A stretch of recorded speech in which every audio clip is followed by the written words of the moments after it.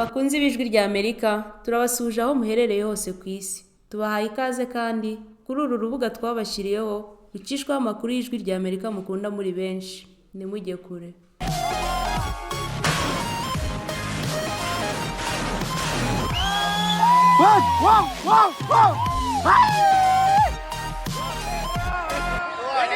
Iyi ni radiyo y'ijwi ry'Amerika ivugira i Washington DC mu Kirundi n'Ikinyarwanda. Dore ingingo nkuru twabateguriye. Urwego rwashyiriweho kurangiza imanza z'inkiko mpuzamahanga rwatangaje kuri uyu wa gatatu ko abantu bose bashakishwaga n'urukiko mpuzamahanga mpanabyaha rwashyiriyeho u Rwanda bose bamenyewe irengero. Abagore bagera kuri 30 bahunze imirwano yo mu burasirazuba bwa Repubulika ya Demokarasi ya Kongo baravuga ko bafashwe ku ngufu n'abarwanyi b'imitwe yitwaje intwaro. Bo muri iyi minsi bari guhoterwa cyane bari kuja gushaka ibiryo, kandi muri iyi minsi ihoterwa y'abagore ntabwo ari ry'umuntu umwe ngo rigore kumuhotera, noneho bari kumujaho nk'abatatu nk'abane. Turi kwibaza niba ari iki twabuze. Madamu Liberata Lubumbabura twayobora ishyirahamwe ryita ku bagore bahunze bafashwe ku ngufu mu Burundi. Abatuye umujyi wa Bujumbura baravuga ko ubuzima busigaye buhenze cyane. Ikiro cy'ibiharage kisigaye kigugwa ibihumbi 5. Ibiharage bavuga ngo birabona. Ikiro cy'ibiharage vyahora vyitwa Kirundo kigeze ku bihumbi 3,200. Ese nk'ubunya nk'utunze abana 5 bangahe ubona ari gute? Umwe mu batuye mu murwa mukuru w'ubukungu ikaze mu kiganiro iwanyu mu ntara. Duhere ku makuru avugwa hirya no hino ku isi, ndi kumwe na Fidel Niyongabo. Umunyamabanga mukuru w'ishyirahamwe mpuzamakungu ONU Antonio Guterres ejo ku munsi wa kabiri yatangaje ko ababajwe bikomeye n'ibitero bitera vyiyongera vy'igisirikare ca Israel mu gisagara ca Rafa kiri mu bumanuko bw'intara ya Gaza no mu micungararo yaco. Abanyapalestina bagera ku bihumbi 450 bavanywe ku nguvu mu vyabo mu karere ka Rafa mu ndwi irangiye. Antonio Guterres yatangaje ko ibiriko biraba muri ako karere bigeramira kurushiriza ibikorwa vyo kuhashikana imfashanyo kandi biriko vyonyura ibintu vyari bisanzwe bimeze nabi cyane. Guterres yatangaje ko muri ico gihe umugwi Hamas urasa za rocket udatora abasivile bategerezwa kubahirizwa no gukingirwa igihe cose aho ari hose mu ntara ya Gaza. Farhan Haq, icegera c'umuvugizi w'umunyamabanga mukuru w'ishyirahamwe ONU, yatangaje ko atagice na kimwe kiri mu mutekano mu ntara ya Gaza. Yavuze ko umunyamabanga mukuru w'ishyirahamwe ONU Antonio Guterres yasubiye gusaba ko haba agahengwe bidatevye mu ngwano hagati ya Israel n'abagwanyi b'umugwi Hamas kugira birekurira imfashanyo gushikira abanyapalestina mu ntara ya Gaza, vyongere bituma abantu bose bagizwe imbohe barekugwa. Farhan Haq yatangaje ko Antonio Guterres yasavye ikibanza imfashanyo zinjiriramwo mu karere ka Rafa gusubira kugurugwa bidatevye kandi imfashanyo zishikira abanyagihugu bo muri ako karere atantambana. Naho muri Ukraine, perezida waho Volodymyr Zelensky ejo ku munsi wa kabiri yasavye ibihugu vyo mu burengero bw'isi bishigikiye igihugu ciwe kugira ibigwanisho mu buryo bwihuta. Perezida Zelensky yasavye ashimitse ibihugu vyo mu burengero bw'isi bishigikiye igihugu kugira mu buryo bwihuta ibigwanisho n'ibikoho birasa indege z'ingwano, drone na za misile. Ni mu gihe Uburusiya bwakoze ibitero bishasha mu buraruko bushira ubuseruko bwa Ukraine. Zelensky yabitangaje mu ijambo yashikirije ari kumwe n'umushikiranganje ajejwe imigenderanire wa Leta Zunze Ubumwe za Amerika Antony Blinken ku muwa mukuru wa Ukraine Kiev. Umushikiranganje ajejwe imigenderanire wa Leta Zunze Ubumwe za Amerika Antony Blinken yatangaje ko perezida w'Uburusiya ategerezwa kuriha amafaranga agenewe gusubira kubaka ivyo bwasambuye. Yavuze ko ari vyo amategeko mpuzamakungu ategekanya kandi ko ari vyo abanyagihugu ba Ukraine bakwiriye.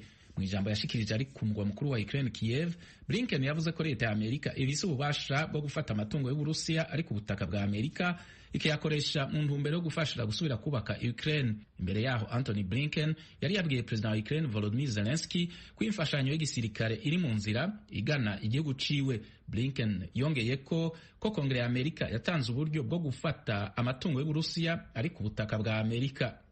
Radio Ijwi rya Amerika, Washington DC, muhandanya kumviriza amakuru yo hirya no hino ku isi twabateguriye. Ngaha muri Leta Zunze Ubumwe za Amerika, perezida waho Joe Biden ejo kuwa kabiri yatangaje ko Ubushinwa budahiganwa mu buryo bwisunza amategeko mu bijanye n'ubudandaji. Perezida Joe Biden yabitangaje mu gihe leta yiwe yashikirije iyongerezwa rikomeye ry'amatagisi mu bidandazwa bivuye mu Bushinwa nk'imodoka zikoresha umuyaga nkuba uvuye mu mabateri hamwe n'ikoreshwa mu guhingura ibintu vya elektronike. Perezida Biden yavuze ko badashobora kureka Ubushinwa ngo bwuzuze ibidandazwa vyabwo ku masoko ya Amerika, mu vyotuma amahinguriro akora imodoka ya Amerika adashobora guhiganwa mu buryo bwisunza amategeko.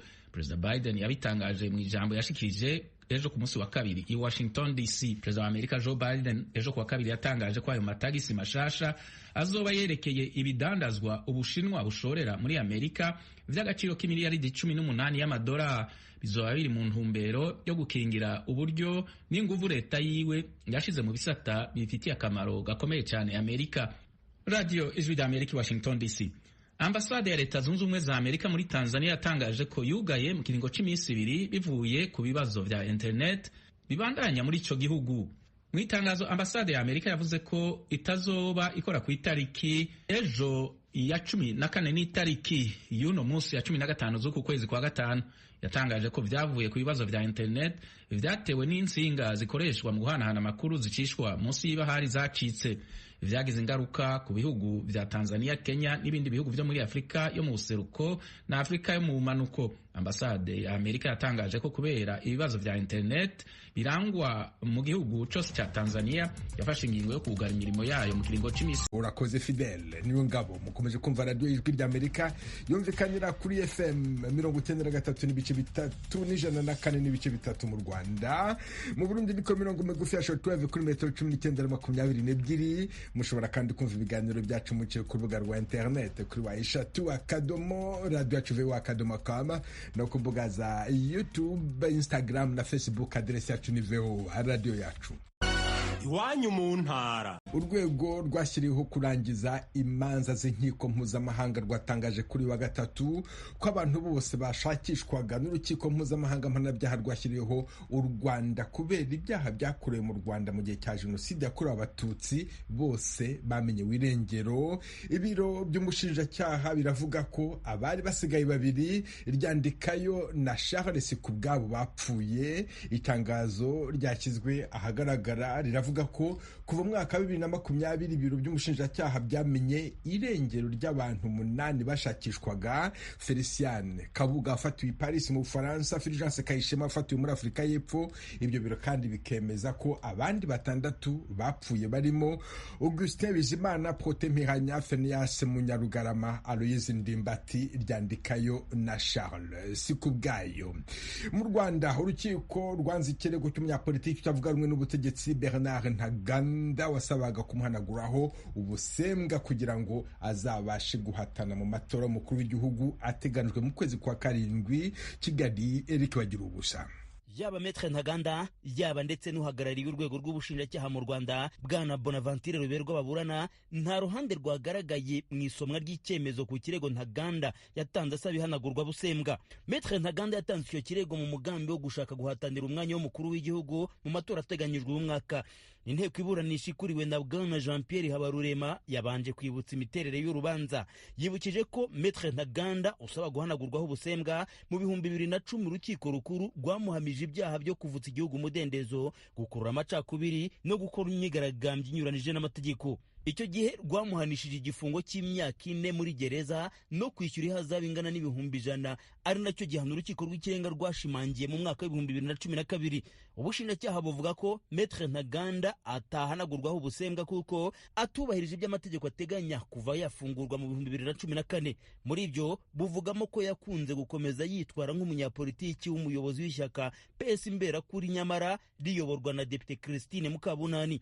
Maître Ntaganda akavuga ko kwitwa perezida w'ishyaka ntaho bihuriye na perezida fondateri wa PS Imberakuri wanarishinze.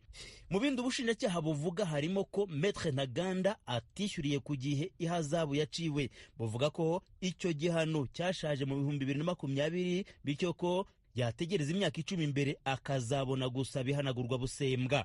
Maître Ntaganda akavuga ko yibwirije nubwo icyo gihano cyashaje yishyuye ayo mafaranga muri uyu mwaka wa 2024 ndetse n'ayigarama ry'urubanza. Akavuga ko nta cyagombye kubuza urukiko rukuru kumuhanaguraho ubusembwa kuko yujuje ibisabwa. Urukiko rukuru rwafashe umwanya rusesengura ibivugwa n'impande zombi. Rushingiye ku mategeko rwavuze ko Maître Ntaganda atatanze ihazabu yaciwe mu gihe cy'imyaka 2 cyari giteganijwe n'amategeko igihano kirinda gisaza. Rwavuze ko ikirego cya Maître Ntaganda gisaba kumuhanaguraho Busembwa kitakiriwe kuko atubahirije ibiteganywa n'amategeko. Rwavuze ko amafaranga 100,000 yishyuye abyibwirije, naho bigaragara ko ari hazabu ingana n'105,850 yaciwe n'urukiko. Ku kirebana n'amagarama y'urubanza angana n'amafaranga agera mu 90,000, urukiko rwanzuye ko ahwanye n'ibyakozwe mu rubanza yaburanagamo n'ubushinjacyaha. Twahamagaye Maître Ntaganda tumubaza uko yakiriye iki cyemezo cy'urukiko. Kubyakira nyine se, tuzi ingoma FPR,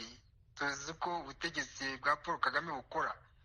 Twe gukora ibidakurikije amategeko kuri FPR ni bisanzwe, natwe tubona ko nyine nicyo gihugu turimo. Sinigeze nabitekereza ko ushobora kubona icyemezo cyiza kivuye ku bucamanza bw'u Rwanda.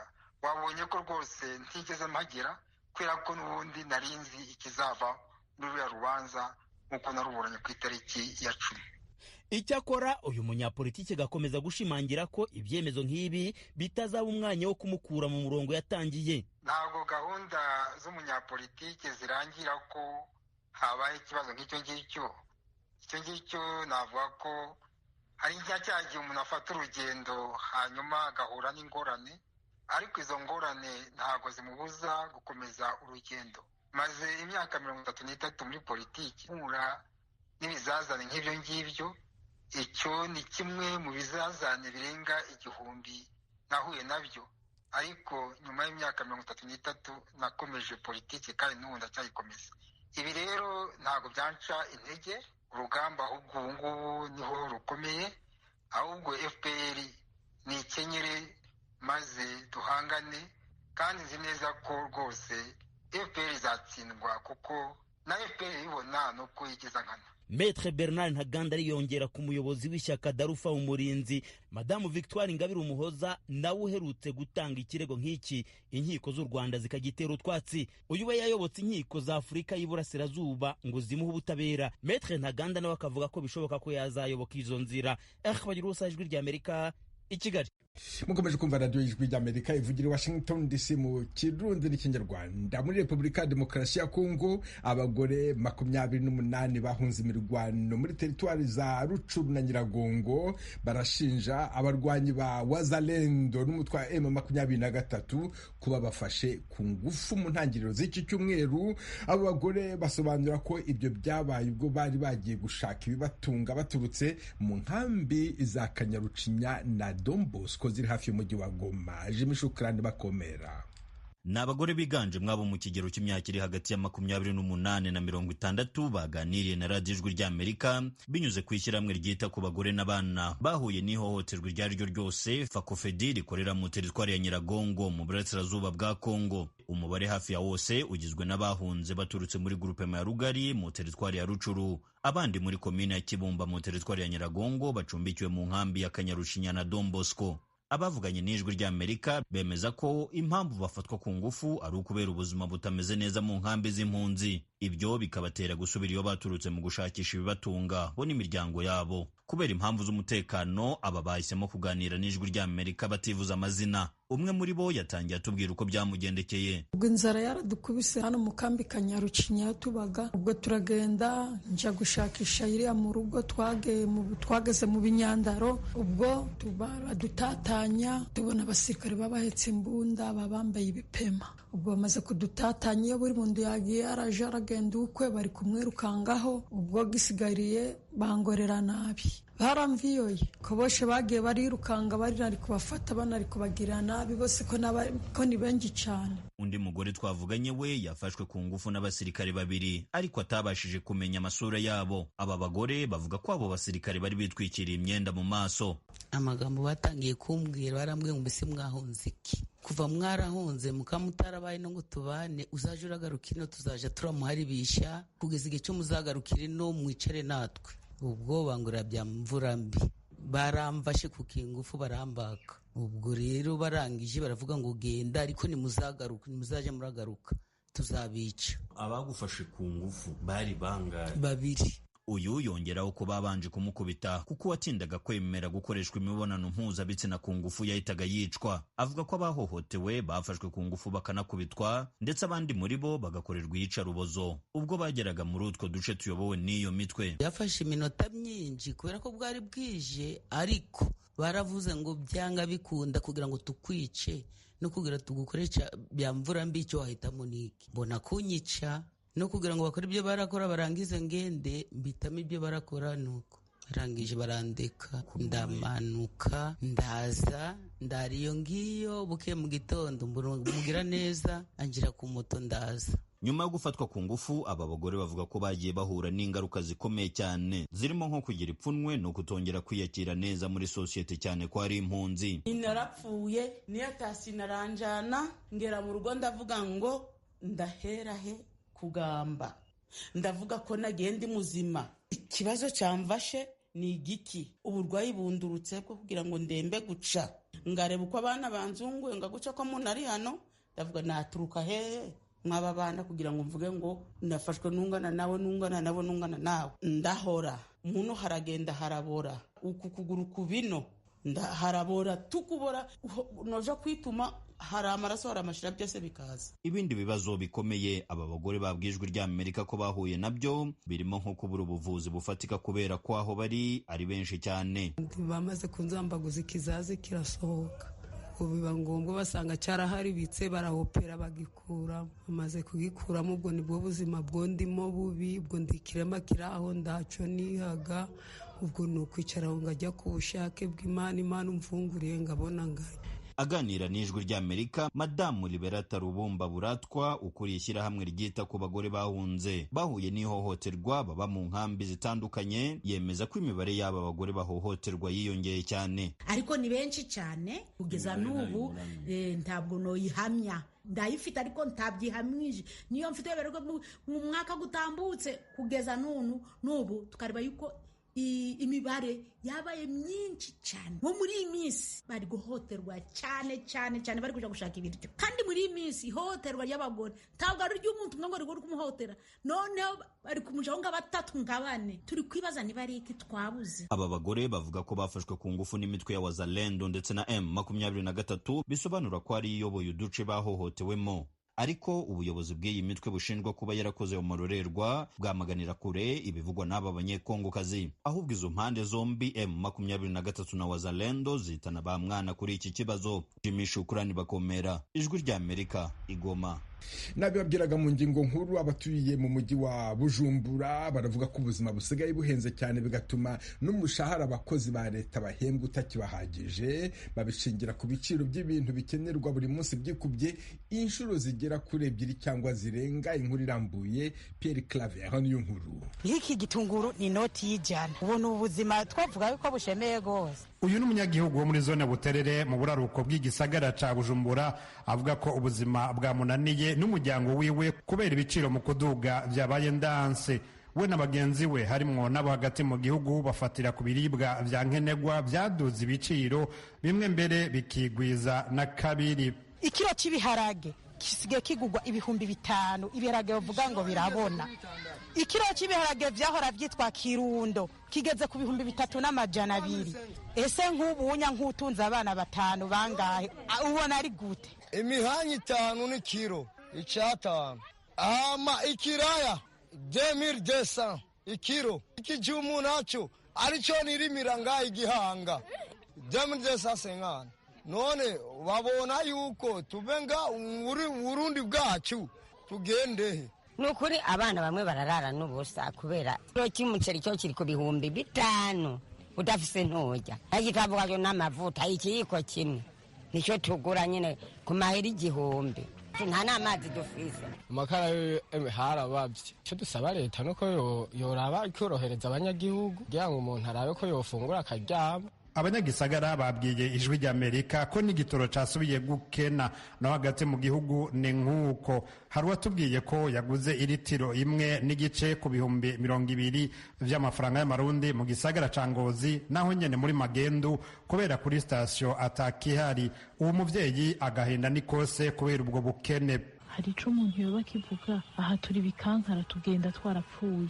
Umuntu aragenda kuri ako kazi yagize imana yakaronse arakagiyeko n'amaguru agataha n'amaguru. Twabaye duke ntaco ariko twabonetse, ariko kabura amakara yo kuduteka. Ehe nguyu mwana urabuze ingene aja kw'ishure. Bamwe mu bahinga nka Kefa Nibizi asanzwe arongoye umugambwe Kodebu asanga leta ariyo yonyene ishobora gutorera umuti ico kibazo c'ubuzima buzimvye. Aratanga umuti urimwo n'ingingo zihutirwa. Ko ifaranga ry'Uburundi ryataye agaciro cane ku buryo buteye ubwoba. Umuti rero si uwundi, ni uko ubutegetsi bushobora gutunganya neza ivyerekeye ubutunzi bw'igihugu, bukaduza umwimbu w'ivyankenerwa dukeneye mu gihugu n'ivyo dushobora gushorera hanze, kandi n'umwimbu ubonetse canke amafaranga y'agaciro abonetse agaheza agatunganywa neza. Ariko imbere y'uko ivyo bishoboka, leta yoraba yuko hariho ibintu bimwe bimwe vyankenerwa igabanya ko amakori, kandi bibaye ngombwa leta ikemanga yuko igihugu kiri mu ngorane z'ubutunzi, ikikemera ivyo bisabwa n'abafasha Uburundi kugira ngo imfashanyo zisahiriza mu iterambere zisubire ziboneke. Muri abo baganiriye n'Ijwi ry'Amerika harimwo abakozi ba leta nk'abarimu n'abaganga. Bafise amakenga kubera n'umushahara wabo w'ukwezi kwa gatatu utaraboneka. Ikinyamakuru c'abigisha La Voix de l'Enseignant canditse kiti na wa mushahara w'intica ntikeze twita serumu ntawe turaronka, biraduteye amakenga cane. Abigisha bo muri kaminuza nkuru y'igihugu bobo bagabishije ko bashobora guhagarika akazi, basaba kongerwa umushahara kubera uwo bafise muri iki gihe utagishobora kubatunga n'imiryango yabo. Perezida Ndayishimiye yasubiyemwo ko abarundi bakwiye gukura amaboko mu mpuzu bakagwiza umwimbu nk'uko nawe nyene abikora mu matongo yiwe hirya no hino mu gihugu. Yamara aragwa akagaruka akanagabisha abanyonora amatungo ya leta. Idoga ngo ibintu birazimvye, genda muvyironderere. None je ndigera ndababwira ko ibiraya bizimvye, ndigera ndababwira ko ibiharage bizimvye kandi ndabifise, ndigera ndababwira ko ibigori bizimvye kandi ndabifise. Cenja muri stoki wanje, jewe ndafise nk'ubu itoni irenga ya mire, ndafise itoni zingahe ibiyoba, ndafise itoni nka 5 z'ibigori nza ndasya, ndafise ibiharage muri stoke, ndafise umuceri muri stoke. Nece nkandazi ko bizimvye. None no bimenya gute? Iyo mpani mbe umunsi w'igihugu kizogira zero mbega bizogenda. Nane gutomba fayite ntibibaho. Turi binebwe n'ivy'igihugu cyari gifise turabinyonora.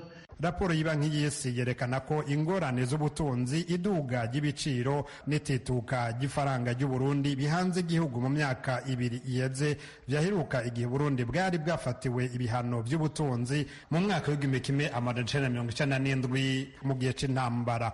Pierre Claver niyo nkuru ku bw'Ijwi ry'Amerika.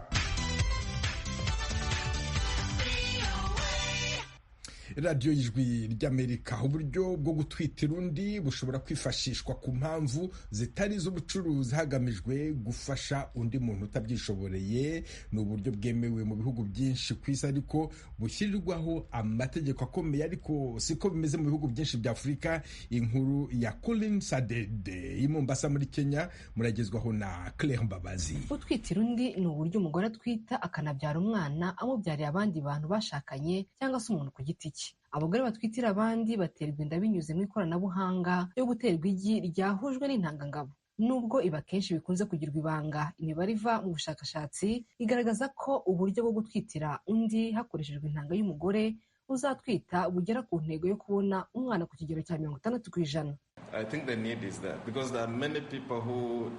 Ntekereza ko ugukererwa kwabyo guhari bitewe n'uko hari abantu benshi bagira ingorane zo kubasha gutwita, byaba biturutse ku ndwara runaka cyangwa se ibindi bibazo biri muri nyababyeyi. Impamvu iyo ari yo yose, igihari ni uko uko gukererwa kuriho kandi abantu babyifuza. Ikibabaje ni uko abenshi muri bo ahari bashaka kubikora bagamije inyungu y'amafaranga. Kenya ni kimwe mu bihugu byinshi bya Afurika bidafite amategeko asobanutse agenga ubu buryo bwo gutwitira undi. Muganga Kikwayi avuga ko nta tegeko ririho ryerekeranye n'iki gikorwa cy'ikoranabuhanga mu bijyanye n'imyororokere. Niyo hashyirwaho amategeko asobanutse, benshi mu bakenera kugerageza ubu buryo bwo gutwitira undi bakomeza guhura n'ingorane nyinshi. Impamvu ya mbere ni uko ikiguzi gisa nk'aho gihenze, ukisanga rero kubona amikoro yo kubikora bigoye bigatuma ubireka. Iya kabiri ni ugutinya ihezwa, abantu ntibashaka ko bimenyekana ko bakoresheje ubu buryo bwo gutwitirwa kubera iyo mpamvu. Iya gatatu ni ukutamenya ko ibyo bihari. Si abantu benshi basobanukiwe ko hari uburyo buhangano bwo guterwa intanga. Utwitira undi bikurura impaka mu bagore bo muri Kenya. Sinibwira ko cyaba ikintu biri ngombwa ko abantu bajya hariya ngo bakiganire ku mugaragaro, ariko birahari kandi birakorwa. Maze guhura n'abantu bake cyangwa se nkumva bivuga ngo uriya yarabikoze, uriya mwana ni uwa runaka ariko yamubyariye umuvandimwe we. Akenshi bibera hagati mu miryango. Mwenye alibeba mtoto ameshabonde na mtoto kwa tumbo. Umugore watwise iyo nda aba yaramaze guhuza n'umwana mu gihe yarakiri mu nda, ku buryo bigoye cyane kuba yamwikuraho akamutanga. Ni nayo mpamvu twumva imanza nyinshi mu nkiko aho uwemereye gutwitira abandi aba yarasinye amasezerano, nyuma y'igihe gito akagirana amakimbirane n'abo yatwitiye n'ubusazi. Gusa nk'umubyeyi genzi ko wubaka isano ikomeye hagati yawe n'umwana akiri mu nda. Abaganga nka Gikwayi baburira ko mu gihe isi yinjira mu ikoranabuhanga rishya rigamije gukemura ikibazo cy'ubugumba hakwiye kubaho kwitonda. Hari impungenge ku byuho bishobora kwifashishwa n'inkozi z'ibibi zigamije ubucuruzi bw'abantu. Urakoze Claire Mbabazi. Mbese wowe utekereza iki iyo wumvise ijambo gutwitira undi? Ni ryari ubu buryo bukwiye kwemerwa cyangwa se ntibwemerwe? Dore bimwe mu bitekerezo by'abatuye i Kigali mu Rwanda. Iyo bavuze kubyarira undi umuntu akaba yatwitira abandi, amaraso burya nayo akwiye kuba arebwaho. Umwana uvukiye mu wundi muryango nkeka ko bigoye kuba wamwita uwawe nubwo aba ari uwawe, nubwo intanga ziba zakoreshejwe aba ari izawe. Tuzi umukondo uhuza umubyeyi n'umwana, nicyo kigaragaza isano iri hagati y'umubyeyi n'umwana.